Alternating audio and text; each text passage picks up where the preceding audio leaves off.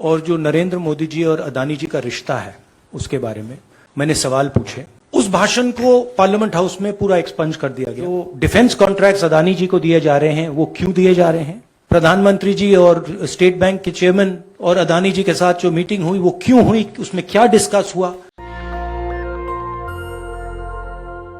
आज सुबह मैं पार्लियामेंट गया, मैंने स्पीकर से कहा कि मैं पार्लियामेंट में बोलना चाहता हूं, अपनी बात रखना चाहता हूं।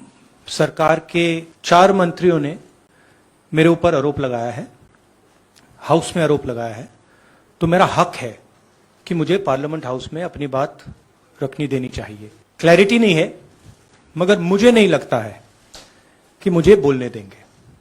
मैं होपफुल हूं कि कल मुझे बोलने दें। आज 1 मिनट के अंदर, मेरे आने के बाद 1 मिनट के अंदर उन्होंने हाउस को अडजर्न कर दिया।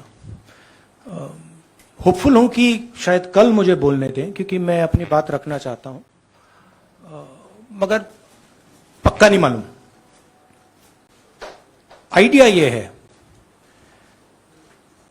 कि जो मैंने भाषण कुछ दिन पहले पार्लियामेंट हाउस में दिया अदानी जी के बारे में, और जो नरेंद्र मोदी जी और अदानी जी का रिश्ता है उसके बारे में मैंने सवाल पूछे। उस भाषण को पार्लियामेंट हाउस में पूरा एक्सपंज कर दिया गया, और उस भाषण में ऐसी कोई चीज नहीं थी जो पब्लिक रिकॉर्ड से मैंने नहीं निकाली। अखबारों से, लोगों की स्टेटमेंट से मैंने पूरा भाषण डेवलप किया था और उसको एक्सपंज कर दिया गया। ये पूरा मामला डिस्ट्रैक्ट करने का मामला है। सरकार और प्रधानमंत्री जो अदानी जी का मुद्दा है उससे डरे हुए हैं, और इसीलिए उन्होंने ये पूरा तमाशा प्रिपेयर किया है। और मुझे लगता है कि वो मुझे पार्लियामेंट हाउस में नहीं बोलने देंगे, क्योंकि जो मेन सवाल है वो अभी भी टेबल पे है। अदानी जी और प्रधानमंत्री का रिश्ता क्या है? जो डिफेंस कॉन्ट्रैक्ट्स अदानी जी को दिए जा रहे हैं वो क्यों दिए जा रहे हैं? जो श्रीलंका में, बांग्लादेश में बात हुई है वो क्यों हुई, किसने की? ऑस्ट्रेलिया में जो प्रधानमंत्री जी और स्टेट बैंक के चेयरमैन और अदानी जी के साथ जो मीटिंग हुई वो क्यों हुई, उसमें क्या डिस्कस हुआ? तो ये सब सवाल हैं जो प्रधानमंत्री जिसके जवाब नहीं दे पा रहे हैं, और ये मेन बात है। मैं एमपी हूं, तो मेरी पहली रिस्पॉन्सिबिलिटी पार्लियामेंट में जवाब देने की है, और मैं चाहता हूं कि पार्लियामेंट में जवाब देने के बाद मैं आपके साथ डिटेल में डिस्कशन करूं। मगर उससे पहले मैं डिटेल में आपके साथ नहीं जाना चाहता हूं, क्योंकि वो एज एन एमपी वो हमारा प्लेटफॉर्म है। I went to parliament this morning with the idea of putting what I have said or what I feel on the floor of the House. 4 ministers have raised allegations against me in Parliament House. It is my right to be allowed to speak on the floor of the House.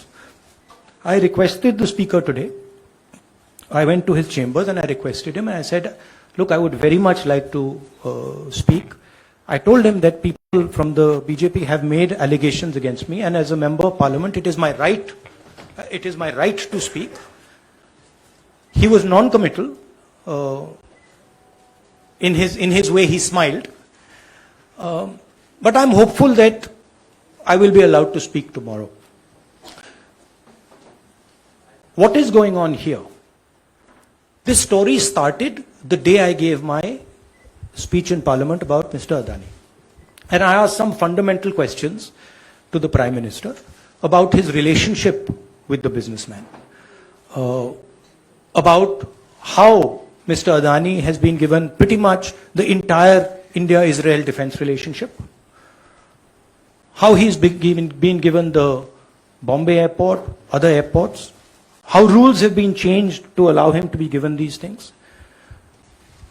What happened in Australia between the Prime Minister, Mr. Adani, and the Chairman of the State Bank, and one of the chief ministers of one of the states in Australia. That's a picture that is visible to everybody. Why is the Prime Minister of India sitting with the State Bank chairman and Mr. Adani and an Australian leader? What is he discussing, and why after that discussion is almost $1 billion pledged by the State Bank to Mr. Adani?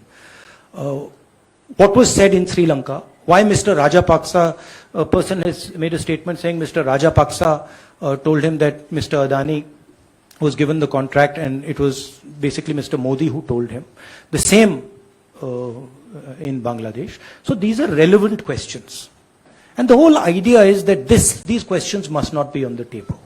And that is why this whole exercise of 4 or 5 ministers, the Prime Minister giving a speech to distract from this fundamental question, which is what is the relationship between the Prime Minister of India and Mr. Adani and his companies, and more importantly, whose money is in these shell companies? Who is this unknown person whose money is in these shell companies? What is his relationship with Mr. Adani? These are the questions. I would like to go into the details with you. Unfortunately, I'm a member of Parliament and I'm hopeful that I will be allowed to speak in Parliament. So I would like to first place my statement on the floor of the House, and then after that I'll be happy to have whatever discussion you want with me. National Dastak की आपसे गुजारिश है कि अगर इसको बचाना चाहते हैं तो नेशनल दस्तक को सब्सक्राइब करने के लिए रेड कलर के सब्सक्राइब बटन को दबाएं, फिर बेल आइकन की घंटी दबाएं। नेशनल दस्तक को बचाने के लिए बहुत जरूरी है कि हर खबर को शेयर करें, लाइक करें, कमेंट जरूर करें।